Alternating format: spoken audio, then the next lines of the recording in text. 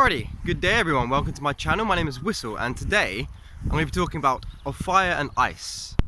Before I start, I just wanted to thank everyone that's kind of subscribed recently. YouTube doesn't really like to notify me when people have subscribed, so I have to kind of go and check, and I haven't been using YouTube that much as of late. But anyway, let's get started. So of fire and ice, what am I talking about? I'm talking about movement and stillness, okay? So of fire and ice is represented by movement and stillness. So fire is representative of movement and ice is representative of stillness. So being still, being meditative and not moving, or not moving, even though you're always moving at all times, but you're trying to still be cold and present in the moment through meditation. So where am I getting at? What am I getting at today?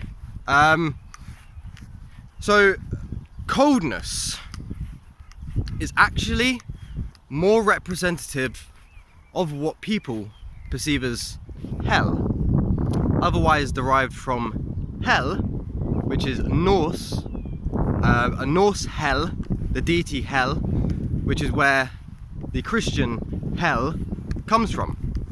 But Christianity has obviously made everything backwards, and they now perceive hell to be a place of flames and fire. But within Norse tradition, hell is actually a cold and icy place known as Niflheim. I don't even know if I'm pronouncing that right. But yeah, movement and stillness. There is a very specific reason why, I'm just gonna take my socks off. There's a specific reason why some religions, or you could call it, let's just simply call them cults, they don't really like practicing, or they don't tell people to practice meditation. This is due to the fact that meditation connects you to your shadow side and to your dark side and to the darker aspects of life, or reality as you like to call it.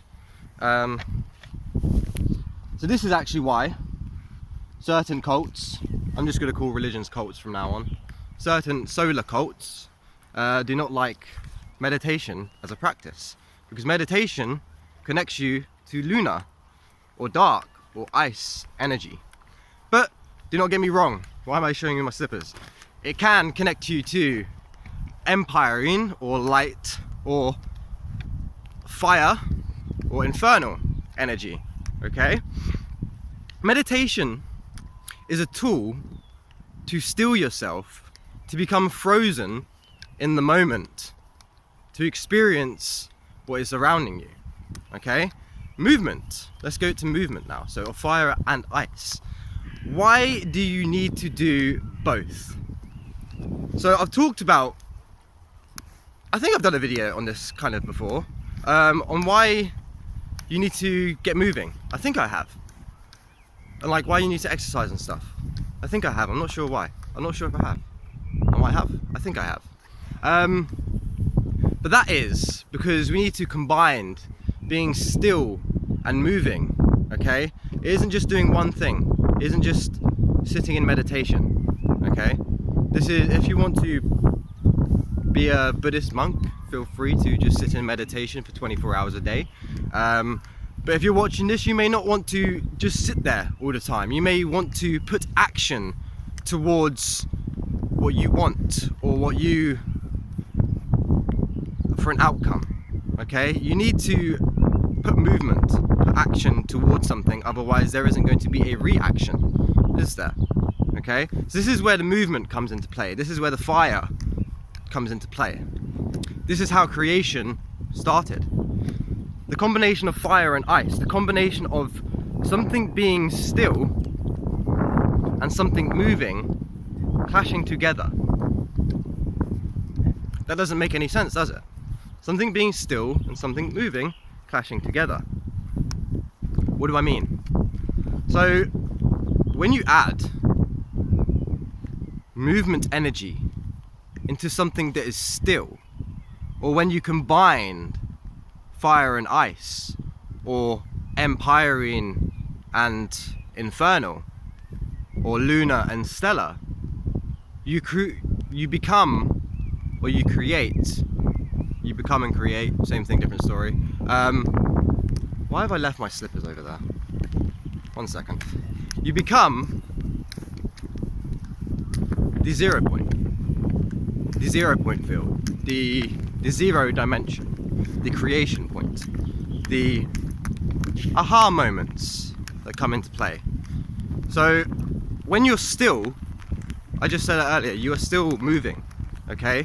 You still have that fire or the lightning or the empyrean energy inside you moving around your neurons, otherwise known as electrical signals. Okay? So when you are actually still, you allow these electrical signals to fire slightly more impulsively. Even though you perceive, because you're becoming still, you perceive it to be slower. But they're actually firing faster. It is getting really, really rainy. I don't know if my phone's going to last out in the rain because I don't have a rain cover. But yeah, you become the creation point.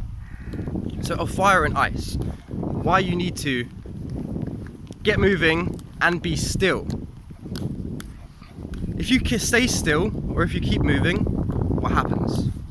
You kind of get exhausted doing one or the other, right? If you keep moving, if you keep running for ages, you're going to get exhausted. If you stay still, if you stay in an asana, part of you is going to get a bit exhausted. So you need to do both. You need to practice asanas and movement. So moving, exercising, and staying in a position to, what's the word for it? I can't think of the word. To kind of get your body used to it. There was another word for it, I can't think of it. To get your body used to it. It's the same as exercising, but you're not moving, correct? Isn't sitting in a lotus position for most people kind of hard because they have maybe imbalances within their hips, knees, ankles potentially?